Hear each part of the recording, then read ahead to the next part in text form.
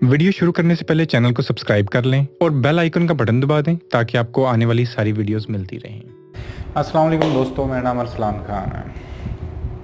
एक क्वेश्चन जो मुख्तलिफ शेप्स लेके जो है ना मुझसे होता रहा है, बट अगर उसको इंतहाई सिंप्लीफाई किया जाए तो वो क्वेश्चन ये है कि हम दूसरे लोगों की इंटेंशंस को किस तरह समझ सकते हैं कि वो हमें यूज़ कर रहे हैं, हमारा इस्तेमाल कर रहे हैं, क्योंकि हम एक इंतहाई हिपोक्रेट माशरे के अंदर रहते हैं। ठीक है, I am not telling you कि आप जज करो, और मेरा मकसद भी नहीं है हम किसी को जज करें। जज करना और ऑब्ज़र्व करना, इनमें एक बड़ी थिन लाइन है।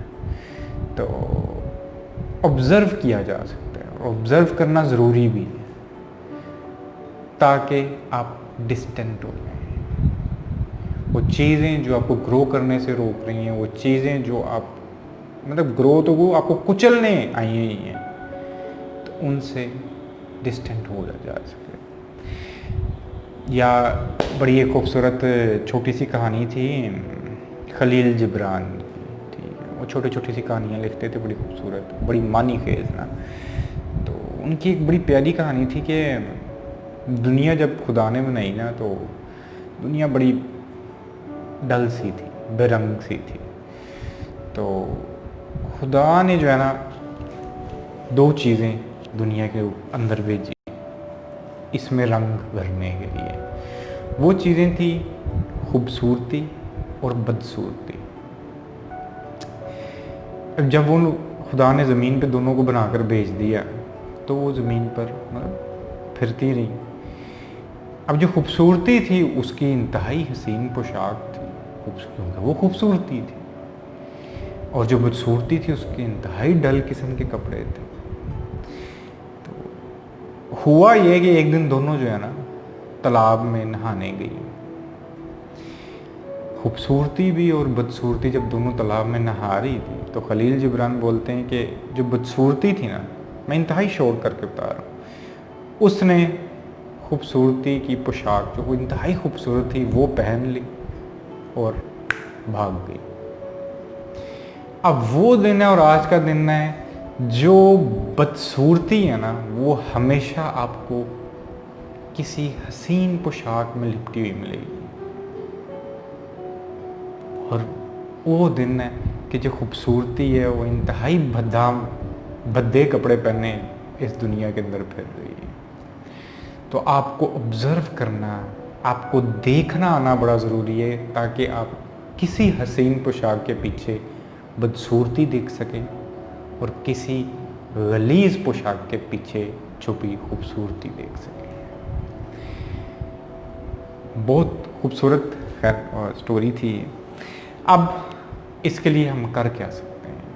ठीक है, सबसे पहली चीज़ तो अगेन वही है, किसी दूसरे को जब आपने ऑब्ज़र्व करना है उसके लिए बहुत ज़रूरी है कि आप अपने आप को पहले ऑब्ज़र्व करें।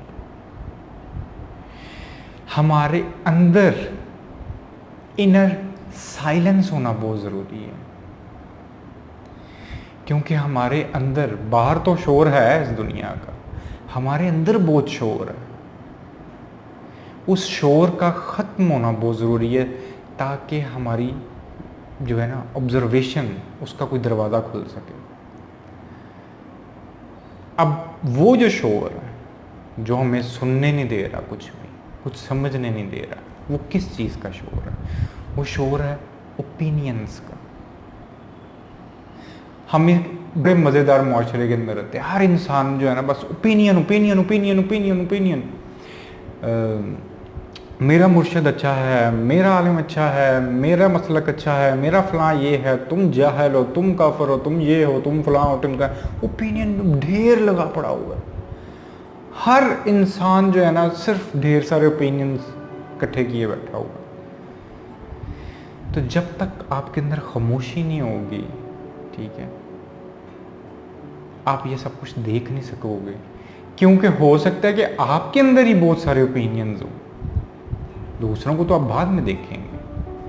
तो सबसे पहले अपने आप को खामोश करना है, अपनी इनर नॉइज जो अंदर आपके शोर मचा हुआ है उसको खामोश करना है आपने। और वो खामोश कितना होता है? ओपिनियन लेस हो के, कोई ओपिनियन नहीं है आपका, आप नील नहीं। जिस तरह वो सुकरात बोलता होता था ना, या बाबा फरीद के कई ऐसे कलाम हैं कि जितना ज़्यादा आप पढ़ते जाते हो, इल्म हासिल करते जाते हो, उतना ही आपको एहसास होता है आपको कुछ पता ही नहीं। आप जब उस स्टेट के अंदर आ जाओगे, जब आप ये कहोगे यार वी नो नथिंग, कुछ भी नहीं पता हमें, तो ओपिनियन किस चीज़ का?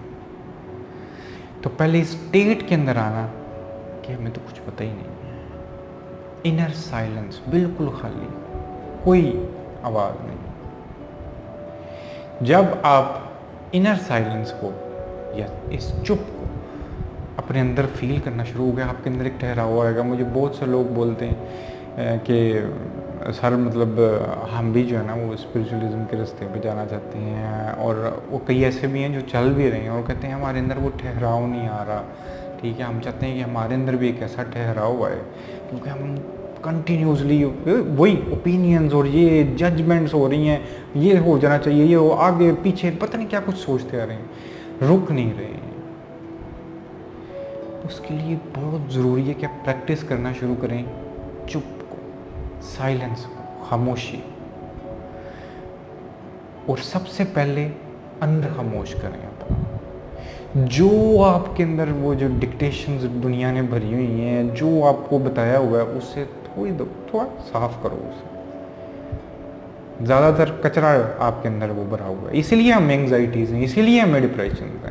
थोड़ा सा खाली करो, और उसका सबसे बेहतरीन तरीका बेशक मेडिटेशन है। खाली माइंडफुल हो के कुछ नहीं सोच रहे आप, क्योंकि उस वक्त आप कुछ हो ही नहीं। आप उस स्टेट में होंगे, आपसे कोई अपना आपका नाम पूछे, आप कहोगे आई डोंट नो, क्योंकि नाम भी तो इस सोसाइटी नहीं दिया हुआ है। खाली, मैं ये नहीं कहता कि उस हद तक खाली हो जाओ, बट अब तो थोड़ा खाली करो। जिस तरह बुद्ध बोलते हैं, थोड़ा सा अपना कप खाली करो ताकि उसके अंदर नेचर अपना आप भर सके। तो अंदर खाली, और उसके बाद आपका बाहर भी खामोश होना चाहिए, चुप होना चाहिए। आप बोलते जाएंगे, सुनेंगे कब? आपको चुप होना है।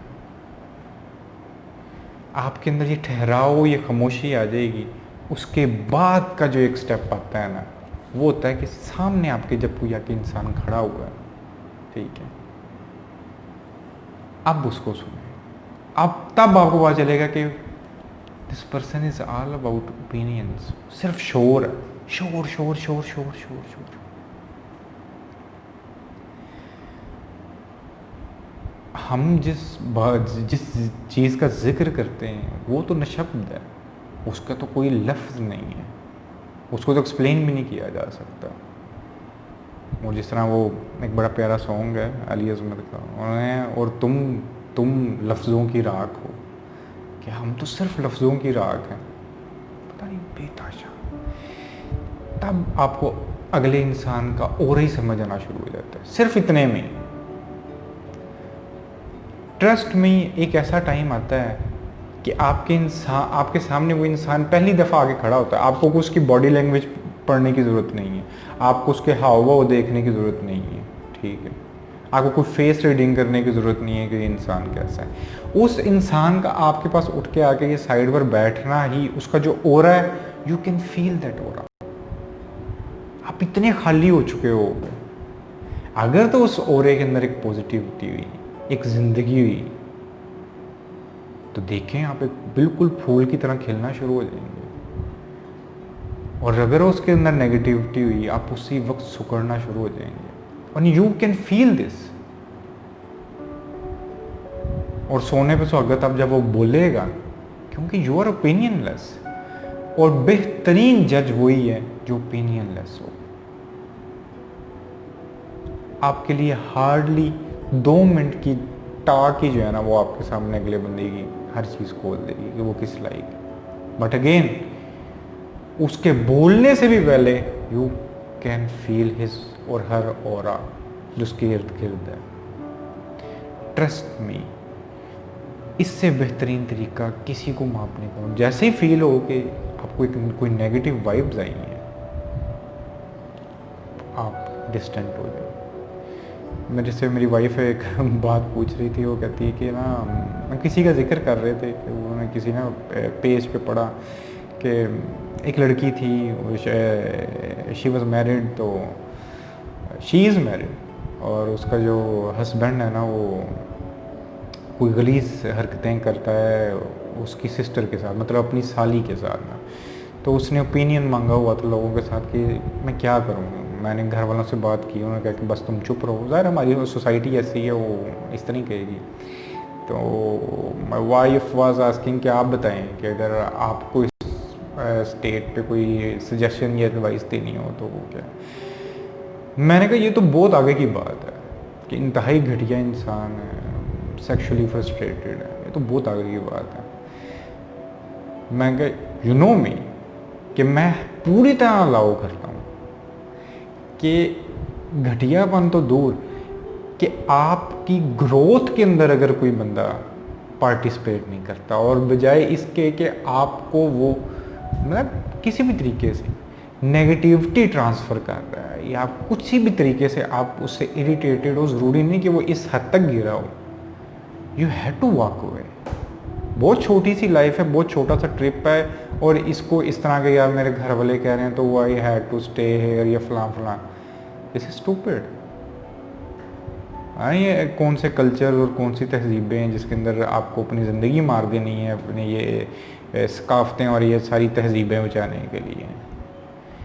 आपको कोई इंसान मतलब आपको यकदम आप वो छोटे नंबर की जूती पहन लेते हो, आपको वो चुभ रही है, आप उस सकाफत के नाम पे पूरी ज़िंदगी वो टूटी जूती या छोटी जूती पहन के फिरते रहोगे।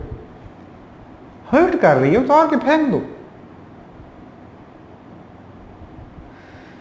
तो बिल्कुल इसी तरह नहीं, आपको कोई ज़रूरत नहीं है इन लोगों की अपनी लाइफ में, बिल्कुल इनको छोड़ देना चाहिए, ठीक है। और अगेन रास्ता सिर्फ मेडिटेशन है, क्योंकि मेडिटेशन के थ्रू आप अपने आप को खाली कर सकते हो।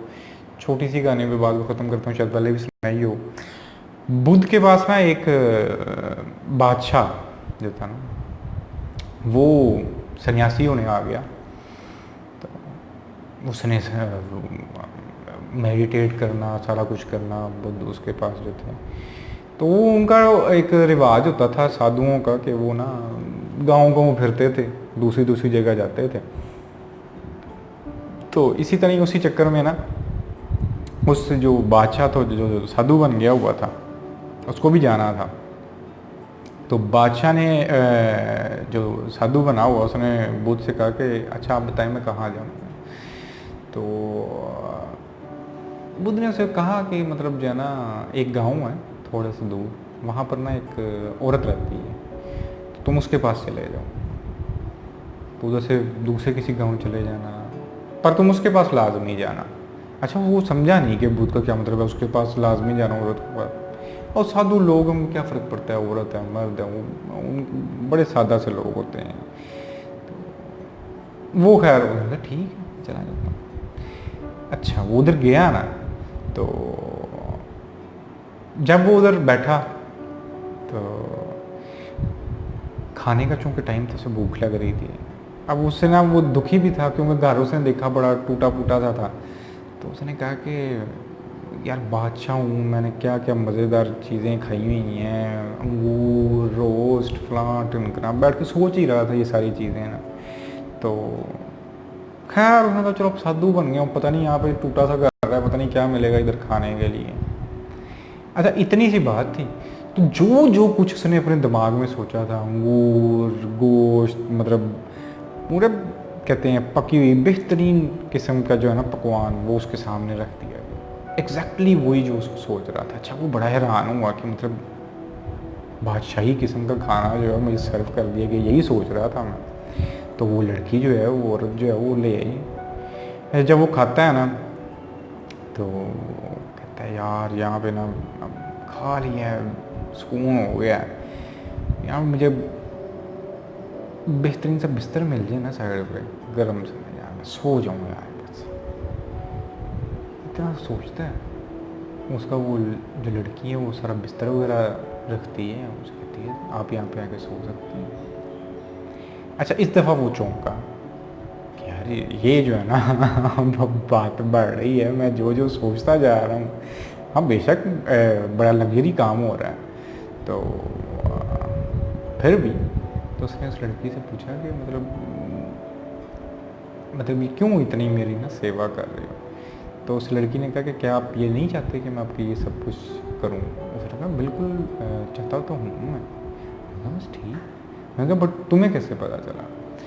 तो वो लड़की जो थी वो खुद भी साधु थी, तो उसने कहा कि मैंने ज़िंदगी के ना 15 से 20 साल खुद को पढ़ा है, मेडिटेट किया है, खुद को जाना है, सेल्फ एक्चुअलाइजेशन, सेल्फ अवेयरनेस की।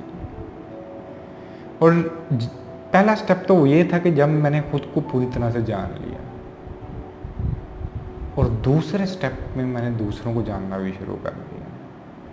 तो जो आप सोचते जाते हैं मुझे बिल्कुल उसी तरह ही सुनाई देता है जिस तरह आप सोचते चले जाते हैं। तो बिल्कुल इसी तरह आपने कभी देखा होगा वो होते नहीं है मॉन्क्स, कई वो आता है कि जी वो इस तरह बैठे हैं मेडिटेट कर रहे हैं और वो लेविटेट करना शुरू हो जाते हैं हवा में, वो ग्रेविटी को जो है वो बीट करते हैं। आई डोंट नो कि किस हद तक सच है किस हद तक झूठ है, ठीक है। उसके ऊपर काफ़ी डॉक्यूमेंट्रीज भी हैं कि कई जो मॉन्क्स हैं वो वाकई जो है वो लेविटेट करते हैं, वो ग्रेविटी को बीट करते हैं और हवा में उड़ना शुरू। पर इसकी जो फिलॉसफी जहाँ से ये निकला हुआ ना वो ये थी कि आप इस हद तक खाली हो जाते हो, इस हद तक खाली हो जाते हो कि आप वेटलेस हो जाते हो, यू कैन लेविटेट। खैर आप वो फिजिकली एक्चुअली में लेविटेट हो रहे हैं उसका तो मुझे नहीं पता, बट ट्रस्ट में आप अंदर से इतने खाली ज़रूर हो सकते हैं कि आपको इर्द गिर्द की एनर्जीज़ का आइडिया होना शुरू हो सकता है कि वो पॉजिटिव है नेगेटिव है, क्योंकि आप खुद देखना चाहिए। आज इधर ही बात को ख़त्म करता हूँ। बात अच्छी लगी हो तो नीचे लाइक और सब्सक्राइब कर सकते हो। अल्लाह।